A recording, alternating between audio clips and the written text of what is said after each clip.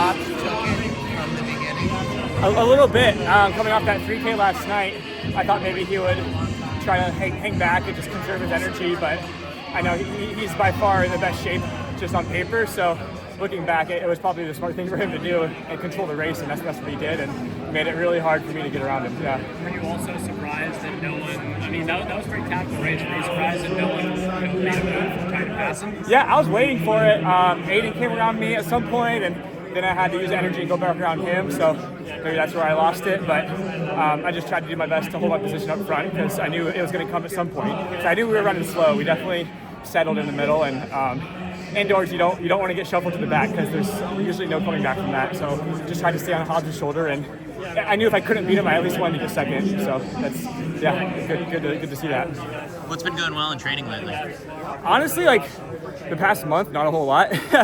I opened up well in Seattle with 351, so I was like, all right, maybe this is a new year, new me. And then I traveled to Boston and then over to Lieven, France for some races and just felt terrible. But then once I flew back to Seattle, like the last week I felt really good. Like I finally, I think, tapered and freshened up and the legs felt poppy again. Is Nanjing in your plans? Yeah, if I'm on the list, I don't know where I stand. I don't have the standard, obviously, but and I don't know if we're allowed to chase the standard, so I kind of have a lot of questions. You are. Okay, well then, yeah, might as well run Boston next week, probably. Try to, yeah. All roads lead to Boston. And I know, I'm like, do I need to go back again this year? But it's a good chance to maybe get a mile PR as well. Like my mile PB is still from 2019 and like the old spikes and stuff, so I think I'm due for a new mile PR. Well done. Thanks. Has it been hard, I guess, kind of like adapt to the times? Like everything is changing, I guess, in the last, 6 years of the sport, and you've found a way to consistently be like in all these U.S. finals. Yeah, I mean, something my old training partner Johnny Gregoric used to say is like everyone's getting faster, but the same people are still finishing at the top, or at least like in the mix. So like guys like me, Henry, and Vince, who have been around for a few years, it's been really cool to see the progression, and we're just doing our best to keep up. I don't really know like what factors play into like why times are continuing to get faster and faster. I don't know if we'll ever see a plateau. Hopefully at some point, and hopefully I'm still there. But the best I can do is compete, and that's why I love meets like this. It's all about competing.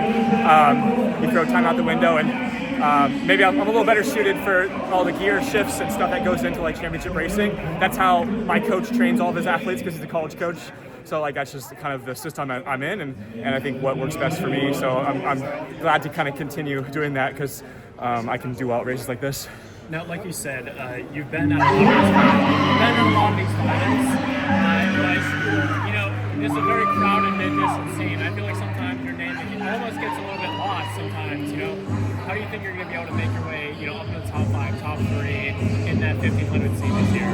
Yeah, I got to keep working hard. I got to keep tweaking things in training. I can't keep doing the same thing because I'm just going to end up getting, 6th, 7th, 8th again. If I'm trying to get top 5, top 3, like you said, I just got to keep experimenting with training, and if that's doing more threshold or different like sequences and workouts, like I'm just experimenting, and my coach is always changing things, so we got to adapt. So that's the main thing if we're trying to keep up. Are you working out a lot with like Nathan, or is it totally separate, I guess? How does Andy balance the whole group? Yeah, every once in a while I'll hop in with Nathan. I feel like we're just on such a different race sequence that it's mainly just been Joe the past month, but yeah, if we're in like a big build-up block and the college guys aren't racing, yeah, we can work out together. He's fun to work out with. He doesn't hold back, and he's also a great teammate, willing to help out in reps and stuff. So it's a great group to be a part of.